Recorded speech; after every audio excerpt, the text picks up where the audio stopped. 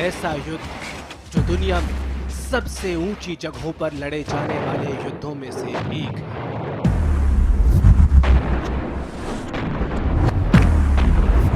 वो युद्ध जिसमें पाकिस्तान की हिमाकत का मुंह तोड़ जवाब दिया।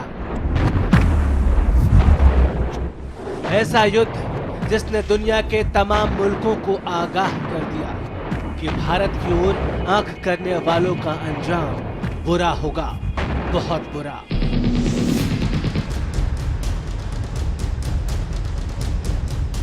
यह है कारगिल की शौर्य गाथा, कारगिल विजय दिवस। किसी की बूढ़ी माँ अपने घर में अपने बेटे का इंतजार कर रही थी तो कोई बूढ़ा पिता अपने बेटे के आने का इंतजार कर रहा था। कोई पत्नी इस इंतजार में थी कि कब उसका पति घर लौटेगा। कोई बेटी इस इंतजार में थी कि कब मेरा पिता घर आएगा और मैं अपने पिता के साथ खूब खेलूंगी। लेकिन वो बेटा, वो पति, वो पिता इन सबसे तो मोहब्बत करता था, लेकिन सच्ची मोहब्बत अपने देश से करता था। उसका सबसे बड़ा फ़र्ज़ था भारत माता के लिए, जिसको निभाने के लिए हंसते हंसते भारत माँ पे अपनी ज़िंदगी न्यौछावर कर दी। 26 जुलाई 1999, आज से ठीक 17 साल पहले पाकिस्तान की हिमाकत का जवाब उसी के अंदाज में दिया गया। भारत के वीर जवानों ने अपनी जान की परवाह न करते हुए भारत माँ की आन के लिए अपने प्राण न्यौछावर कर दिए और जता दिया कि भारत को किसी भी लिहाज से कम आंकना गलत होगा। 1999 की शुरुआती महीनों में जबकि ठंड बहुत ज्यादा थी, पाकिस्तान ने ऑपरेशन बंद शुरू किया,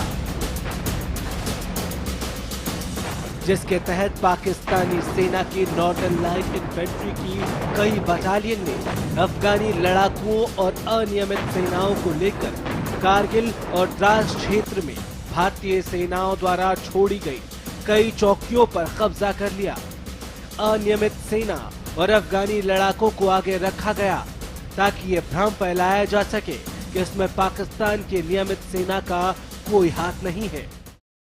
LOC जिसको बोलते हैं, वहाँ पे विंटर के अंदर बहुत स्नोफॉल होता है और LOC से पाकिस्तान आर्मी और हमारी आर्मी विड्रॉ करके थोड़ी ऐसी जगह पे आ जाती है जहाँ से वो ऑपरेट कर पाए, अपने आप को मेंटेन कर पाए।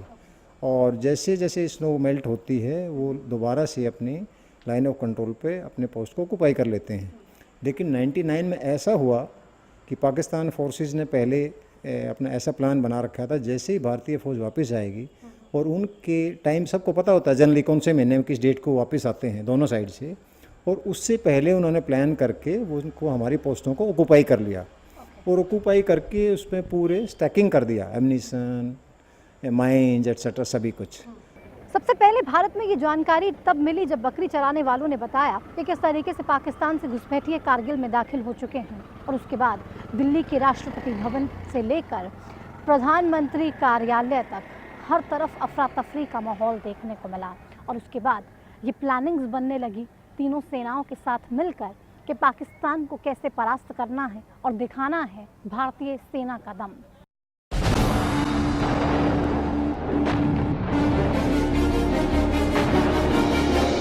मई 1999 में एक बकरी चलाने वाले से मिली सूचना के बाद बटालिक सेक्टर में लेफ्टिनेंट सौरभ कालिया के पेट्रोल पर हमले ने उस इलाके में घुसपैठियों की मौजूदगी का पता दिया। शुरू में भारतीय सेना ने इन घुसपैठियों को जिहादी समझा और उन्हें खदेड़ने के लिए अपने सैनिक भेजे। पाकिस्तानी सेना भारतीय सेना के चौकियों में वापस आने से पहले ही नेशनल हाईवे 1D के साथ लगी 150 वर्ग किलोमीटर में फैली ज्यादातर चोटियों पर कब्जा जमा कर बैठ गई थी। क्लियर कट हमारे इंटेलिजेंस ने या इंटरसेप्ट किया कि ये तो डायरेक्टली ये तो it is control by army, तब तो बिल्कुल ही क्लियर हो गया था। हालांकि क्लियर तो पहले भी हो गया था और उसके बाद तो और भी क्लियर हो गया था। 1999 में तत्कालीन प्रधानमंत्री अटल बिहारी वाजपेयी भारत से लाहौर तक की बस यात्रा करते थे, लेकिन उन्हें ये अंदाज़ा नहीं था कि पाकिस्तान किस तरीके से नापाक जाल बुन रहा है और भारत के खिलाफ एक साजिश रची जा रही है। ये वो वक्त था जब पाकिस्तान के तत्कालीन प्रधानमंत्री नवाज शरीफ भारत से शांति वार्ताओं का सिलसिला शुरू कर रहे थे और पाकिस्तान के सशस्त्र भारतीय सीमा में घुसपैठ करने की किसी को आशंका तक न थी। पर किसे मालूम था कि पाकिस्तान दोस्ती की आड़ में सीने पर खंजर घोंपने का काम करेगा। जब हम अपनी पोजीशंस पर यहाँ पर 6 मई को बाल्टिक सेक्टर के अंदर पहुँचे तो वो पेट्रोल एम्बुश हो गई और उस पेट्रोल को कब्जा कर लिया, जिसके अंदर कैप्टन अमोल कालिया होते, उनकी म्यूटिलेटेड बॉडीज़ को बाद में मंगवाया गया। तो इन्होंने पाकिस्तान की आर्मी ने बड़े उनको बेरहमी के साथ उनके साथ जो इंटरनेशनल ट्रीटीज़ है उनकी खिलाफत करते हुए, जिनेवा कन्वेंशन की खिलाफत करते हुए उनके साथ बहुत ही एट्रोसिटीज़ की, जो कि बिल्कुल गलत है इंटरनेशनल स्टैंडर्ड्स के हिसाब से। जब पाकिस्तानी घुसपैठिए बड़े पैमाने पर नियंत्रण रेखा पार कर भारत की ओर आकर जमने लगे तो उन्हें निकाल बाहर करने के लिए भारतीय सेना को मोर्चा संभालना पड़ा। भारत के लिए मुश्किल की बात यह थी कि पाकिस्तान की सेना घुसपैठियों की मदद के लिए खुलकर सामने आने लगी। इस युद्ध के पीछे पाकिस्तानी सेना का मकसद नियंत्रण रेखा पार कर भारत की महत्वपूर्ण चोटियों पर कब्जा जमाना था।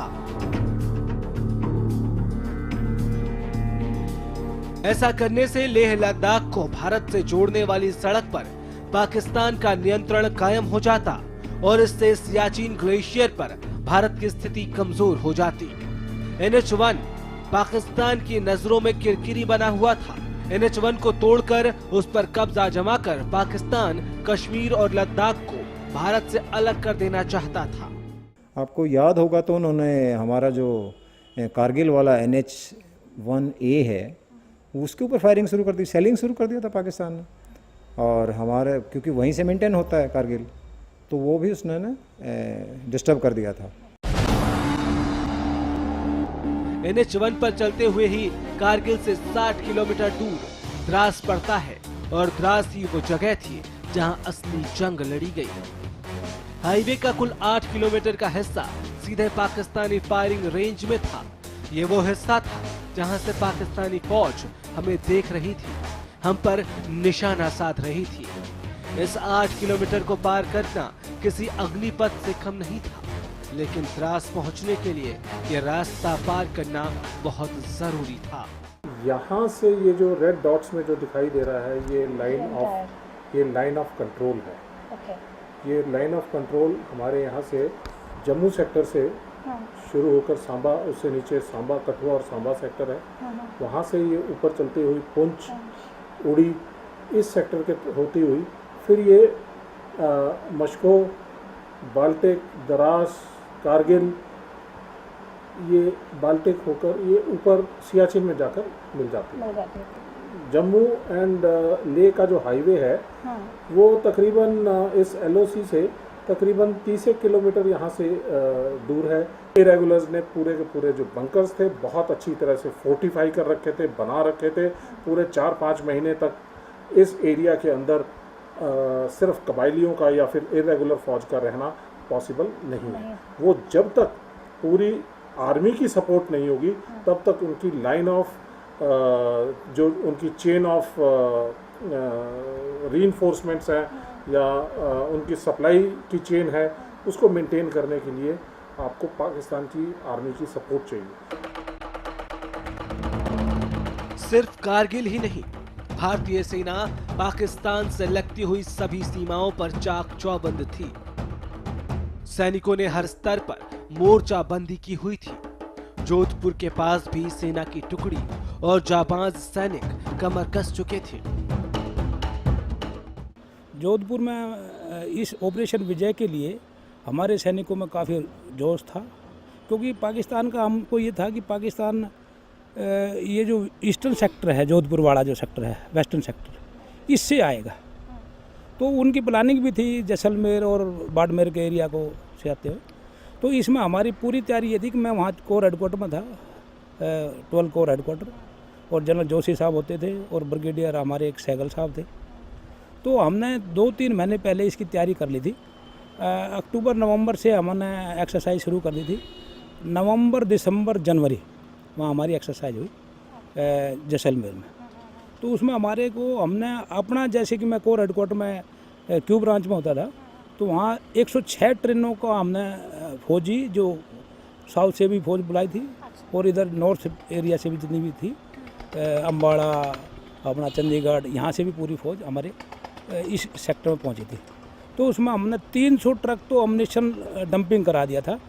कि उस बार ये था कि बीजेपी सरकार थी और अटल बिहारी वाजपेयी जी प्रधानमंत्री थे, तो उन्होंने ये था कि हम ये कह रहे थे कि इस बार पाकिस्तान को सबक सिखा देंगे।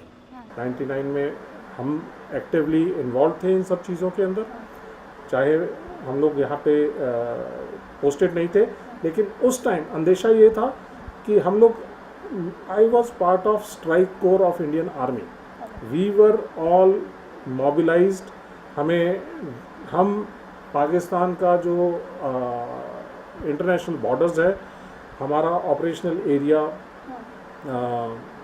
राजस्थान और पंजाब था, हम लोगों का पूरी तरह से हम मुस्तैदी के साथ वहाँ पर डिप्लॉयड थे, एक्टिवेटेड थे, ऑल अलर्ट थे, और हमें अगर एक संकेत मिलता तो हम स्ट्राइक कोर का हिस्सा होते हुए हम पाकिस्तान के अंदर जाकर लड़ाई करते।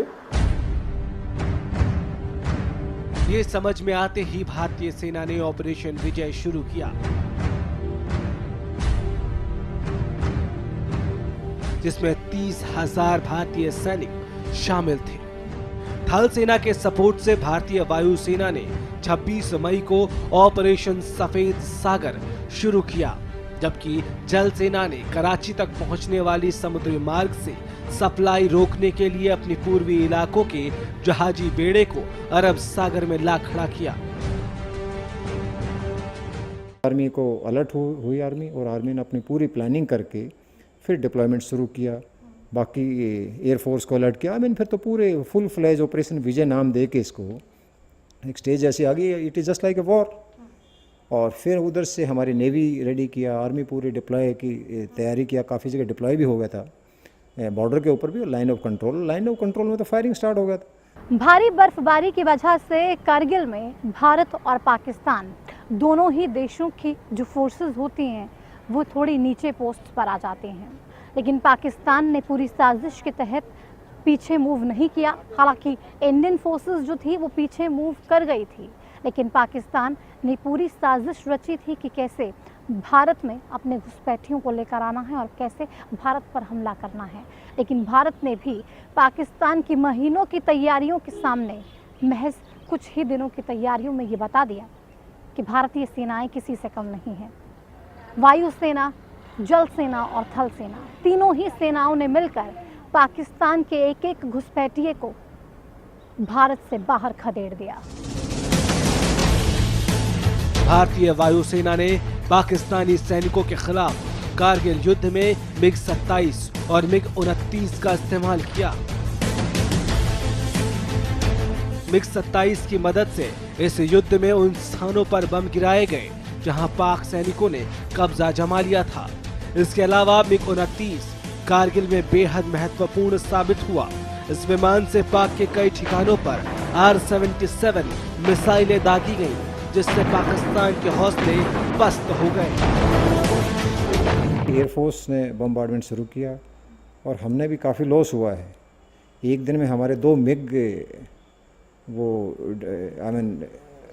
डिस्ट्रॉय हुए हैं वहाँ पे, और मेरे को याद है शायद 27 मई या 28 मई को भी एक another MiG was down by Pakistanis.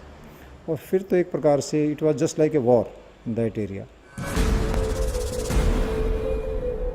सेना के लिहाज से टाइगर हिल फतह करना सबसे बड़ी चुनौती थी। इस लड़ाई के लिए जुलाई के पहले हफ्ते में सेना ने किलेबंदी करना शुरू कर दिया और 4 जुलाई को आखिरी हमला किया। नवाज शरीफ ने सरहद से फौज हटाने का फैसला कर लिया है, लेकिन द्रास, मास्को और बटालिक में लगातार गूंजती तोप की आवाज से ये लग रहा था कि पाकिस्तानी सेना शरीफ से ज्यादा जनरल मुशर्रफ की सुन रही है। ये लड़ाई अगले 2 हफ्ते तक और जारी रही, लेकिन पाकिस्तान के हौसले पस्त हो चुके थे। एक एक करके भारतीय सेना उसे खदेड़ती जा रही थी। विजय हमारी ही हुई। रक्षा मंत्रालय मुस्तैद था और उन्हें ये मालूम था कि कैसे पाकिस्तान पर जवाबी कार्रवाई करनी है। इंडियन आर्मी, इंडियन एयरफोर्स और नेवी तीनों ही सेनाओं ने मिलकर ऑपरेशंस चलाए और पाकिस्तान को भारत से बाहर खदेड़ दिया। रक्षा मंत्रालय ने पूरे इंडिया में अलर्ट हर LOC पर करा था और पाकिस्तान के नापाक इरादों को कामयाब नहीं होने दिया। हालात को देखते हुए मुशर्रफ ने परमाणु हथियार तक इस्तेमाल करने की तैयारी कर ली थी। उर्दू डेली में छपे एक बयान में नवाज शरीफ ने इस बात को स्वीकार किया था कि कारगिल का युद्ध पाकिस्तानी सेना के लिए एक आपदा साबित हुआ। पाकिस्तान ने इस युद्ध में 2700 से ज्यादा सैनिक खो दिए थे। पाकिस्तान को 1965 और 1971 की लड़ाई से भी ज्यादा नुकसान हुआ था। परवेज मुशर्रफ व चीफ ऑफ आर्मी स्टाफ, उसका वो था, वो उसी के नापाक इरादे थे। ये नोटिव वही था इसके पीछे, बदमाश। तो उसी ने, उसका एक बार उस टाइम की याद हो शायद आपको, वो चाइना में गए हुए थे और अपने chief of army staff officer उससे बात कर रहे थे वो, और उसमें क्लियर कट हमारे इंटेलिजेंस ने या इंटरसेप्ट किया कि ये तो डायरेक्टली, ये तो it is control by army. तब तो बिल्कुल ही क्लियर हो गया था। आजादी की अपनी ही कीमत होती है, जो वीरों के रक्त से चुकाई जाती है। इस युद्ध में हमारे लगभग 527 से अधिक वीर योद्धा शहीद और 1300 से ज्यादा घायल हो गए, जिनमें से ज्यादातर अपने जीवन के 30वें वसंत भी नहीं देख पाए थे। इन शहीदों ने भारतीय सेना की शौर्य और बलिदान की उस सर्वोच्च परंपरा का निर्वाह किया। भारतीय सेना के 527 जवान शहीद हुए और 1363 अन्य घायल हुए। विश्व के इतिहास में कारगिल युद्ध दुनिया के सबसे ऊंचे क्षेत्रों में लड़ी गई जंग की घटनाओं में शामिल है। कारगिल युद्ध में शहीद हुए वो शौरवीर, जिन्हें प्यार था तो बस अपने देश से, और उस देश के लिए ये प्यार भी था जिसकी वजह से हंसते हंसते अपनी जिंदगी कुर्बान कर दी। वक्त एक छोटे से ब्रेक का, लेकिन कारगिल विजय दिवस पर हमारी ये खास पेशकश आगे भी जारी रहेगी। बने रहिए हमारे साथ। इस युद्ध में भारत के 527 वीर सैनिकों ने शहादत दी, जिसमें हरियाणा के भी कई वीर जवान शहीद हुए थे। ऐसा ही एक परिवार है शहीद अहमद अली का। पिता को याद कर बेटियों की आंखों में आंसू आ जाते हैं।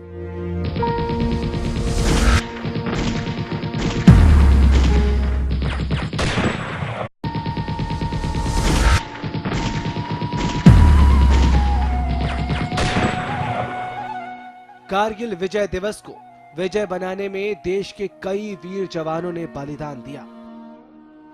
अपने लहू से मातृभूमि को सींचने वाले अमर जवानों की शहादत कोई नहीं भूल सकता। हरियाणा के भी कई वीर जवान शहीद हुए।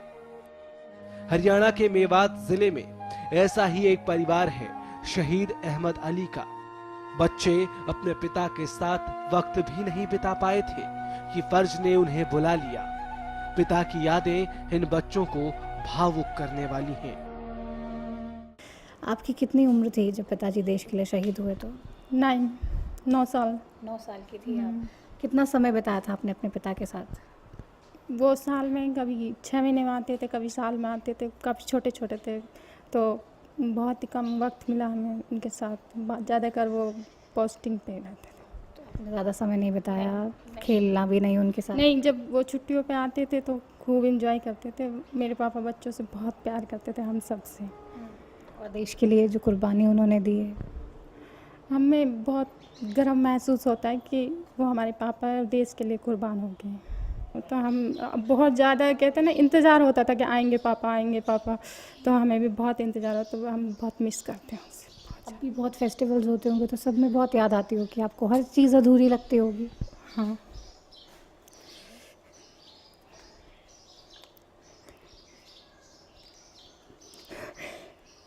ये तकलीफ़ समझ सकती हूँ।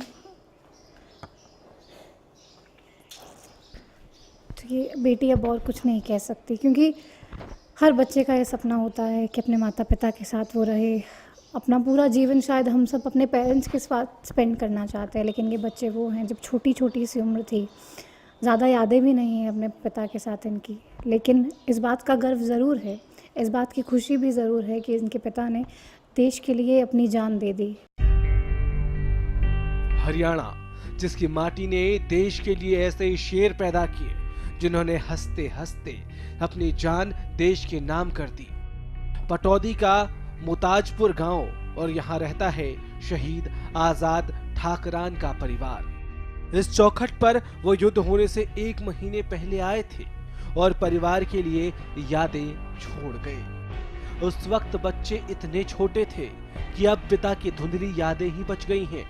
कितने समय पहले आज़ाद यहाँ पर आए थे, परिवार वालों के साथ थे? वो 1 महीने पहले आए थे।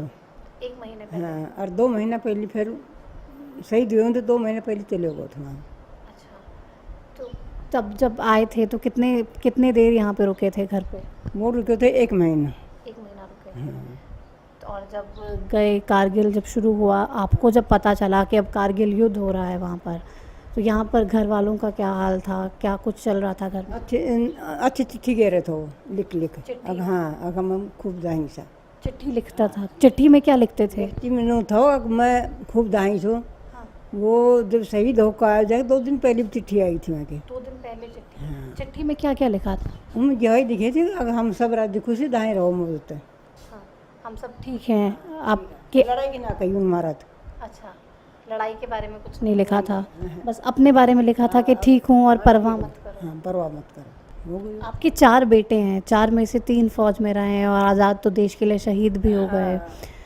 और हमारे देश में हम देखते हैं अक्सर ऐसा होता है कि जाबाज इतने ज़्यादा हैं, आज़ाद उनमें से एक हैं कि आज हम उन सबको याद कर रहे हैं, उनके जज्बे को सलाम कर रहे हैं। उनके बच्चे भी छोटे छोटे थे जब वो शहीद हुए। तो छोटे छोटे बच्चे था, 1.5-2 साल की लड़की थी, 3 साल का लड़का था, छोटा छोटा बच्चा था।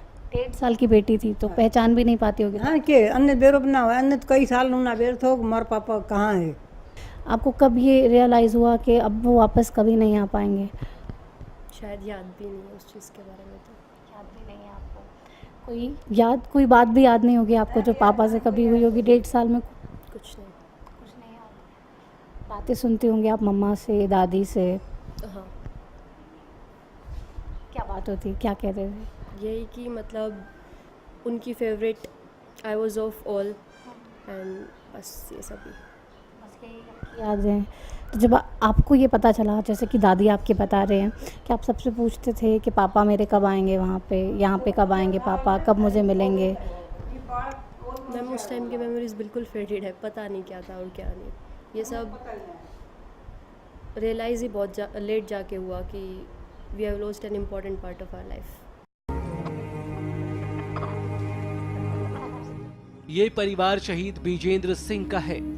16 साल की उम्र में फौज में भर्ती हो गए थे। पिता, जिसको उम्र के इस पड़ाव में अब कम सुनाई देता है, पर बेटे की शहादत पर इस पिता का सीना चौड़ा जरूर हो जाता है। 16 साल की उम्र में फौज में भर्ती हुआ था बिजेंद्र? हाँ जी, 16 साल की उम्र थी जब भर्ती हुआ? 16 साल का उम्र थी जब भर्ती हुआ था। हाँ, तो शुरू से ही देश के लिए जुनून था? हाँ, नहीं, बिजेंद्र बचपन से ही देश के लिए, हाँ देश के प्रेम? लिए हाँ, साव था उसका देश के लिए। तो कितने साल बाद फौज की 2 साल तक नौकरी की, जब उसके बाद बिजेंद्र शहीद हो गए? हैं? 2 साल तक नौकरी की और उसके बाद वो शहीद हो गए? ना सुनी। हाँ, 2 साल की नौकरी में शहीद हो गए। हाँ, 2 साल भी वो ट्रेनिंग करती वहाँ भेज दिया था। 1 साल की ट्रेनिंग करके यहाँ रानी खेत थे, और वहाँ कारगिल में चले गए। 3-4 महीना में ये वहाँ रहा था। इस परिवार में कई लोग फौज में हैं, पर जिस शहादत और शौर्य का परिचय शहीद विजेंद्र ने दिया, उसके सिर्फ पिता ही नहीं, परिवार का हर सदस्य भावुक भी और गौरवान्वित भी है। हमारे से तो बात होती रहती थी, लेकिन उसका क्या है, देश की सेवा करने का मौका वो चाव था और वो भर्ती हो गया था। तो कारगिल युद्ध के बारे में कुछ नहीं पता था आप लोगों को भी? वहाँ सब कुछ? मैं भी आसाम में था उस टाइम। अच्छा, आप भी उस टाइम आसाम में था। तो कैसे हालात थे हर जगह पूरे देश में? पूरे देश में हालात तो खराब ही थे। जहाँ पर क्या है, कोई भी लड़ाई तो किसी को भी घर में हो या बाहर हो, लड़ाई तो कोई अच्छी नहीं रहती है। लेकिन क्या है, जब जहाँ जाना होता है तो वहाँ तो फौज तो जाएगी जाएगी। 2 जुलाई 1999 में शहीद हुए शहीद अहमद अली की पत्नी ने बताया कि उस वक्त उनकी बच्ची हुई थी, जिसकी उम्र सिर्फ 20 दिन की थी। वो 2 जुलाई 99 में शहीद हुए थे। 2 जुलाई को 99 और 10 तारीख को डेड बॉडी आई थी घर पे। तो तावड़ू थाना से, पहले तो जिला सैनिक बोर्ड से फ़ोन आया था थाना में, तो फिर थाना में जब फ़ोन आया तो थाना से हमारे पास 3-4 आदमी गए थे। तो उन्होंने बोला कि बोलो आपके पास कोई लेटर आया है शहीद अहमद अली का? तो वो आके बोल रहे थे शुरू में कि मोहम्मद अली, तो मैंने कही मोहम्मद अली तो ना है, अहमद अली तो है हमारे परिवार में से। तो मेरे पे लड़की हुई थी, तब मैं 20 दिन की जच्चा थी। अच्छा, 20 दिन की बेटी थी जब आपकी? 20 दिन की, तो 20 दिन की बेटी थी। शहीद की पत्नी अपने पति की शहादत पर गर्व करती है। परिवार में दिक्कतों के बावजूद उनको गर्व है कि उनके पति देश पर अपने प्राणों की आहुति दे गए। साथ ही बच्चों को भी आर्मी में भेजना चाहती है। बच्चे छोटे छोटे थे, घर वालों को सबको किसने संभाला? दिक्कत तो आती हैं, और फिर भी हमको तो गर्व है इस बात का कि भाई देश के लिए शहीद हुआ है। और फिर हम तो अपने बच्चा को भी यही चाहते हैं कि बच्चा भी, हमारा बेटा पढ़ा रही हूँ मैं, MBBS कर रहा बड़ा लड़का, तो मेरा मन है कि मैं उसको भी आर्मी में भेजूं। ऐसे परिवारों से मिलकर, ऐसी शहादत को देखकर कोई भी देश क्यों न अपने आप पर गर्व करे।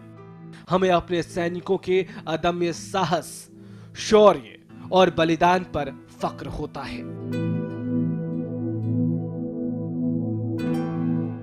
अपने देश की सेवा करते हुए मरे हैं, तो देश की सेवा करते हम कुर्बान हुए हैं, उससे बड़ा और प्राइड क्या होगा? इस विजय दिवस को आप कैसे याद करेंगे? हम अपने शहीदों के प्रति, जिसने देश के लिए पूरा अपना जीवन बलिदान कर दिया, सबसे पहले हम अपना सैल्यूट करेंगे। और उसके बाद देश के ऊपर इतनी बड़ी आपदा जो आई थी, उसको हमने फुल जोश के साथ जीता है। LOC और आसपास के इलाके खूबसूरत होने के साथ साथ खतरनाक भी हैं। यहाँ सर्दियों में -60 डिग्री सेल्सियस तक तापमान गिर जाता है।